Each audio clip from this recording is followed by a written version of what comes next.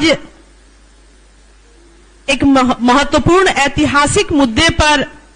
माननीय उच्च न्यायालय पटना बिहार का यह निर्णय आया है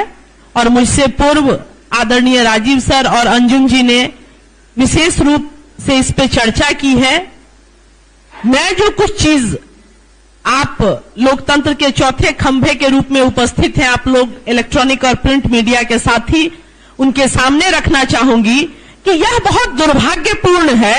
कि अगर आप मतलब भाजपा बीजेपी,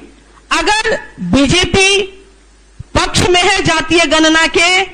तो कहे कि हां मैं पक्ष में हूं, विपक्ष में है तो कहे कि हां मैं विपक्ष में हूं। चूंकि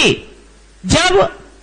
जातीय गणना का निर्णय बिहार के दोनों सदनों से हुआ था तो यह बिहार सरकार का सर्वदलीय संकल्प था,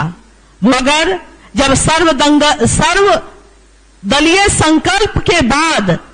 जब बात आई जातीय गणना की कराने की, जब तक बीजेपी साथ थी तब तक तो चीजें बहुत स्मूथ थी, मगर जब बीजेपी बिहार की सत्ता से बाहर हो गई तो बहुत दुर्भाग्यपूर्ण है कि उसने गाजियाबाद के पास की एक संस्था यूथ फॉर इक्वलिटी की आड़ में, अरे महोदय विरोध में है तो आके कहिए, ये लोकतंत्र की खूबसूरती होती है कि मैं विरोधी हूं तो हूं।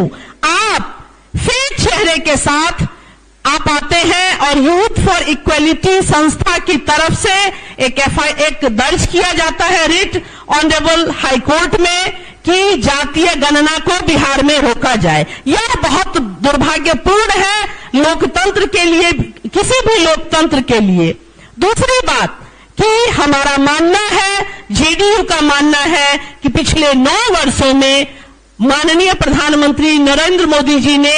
मानवीय सूचकांक की बेहतरी के दिशा में कोई काम उस दिशा में नहीं किया है, इसलिए वो नहीं चाहते हैं कि धरातल पर क्या वास्तविक विकास हुआ है अथवा नहीं हुआ है वो खुल के जनता के सामने आए। और इसके साथ मैं आभार प्रकट करना चाहती हूं आदरणीय उच्च न्यायालय पटना का कि जिसने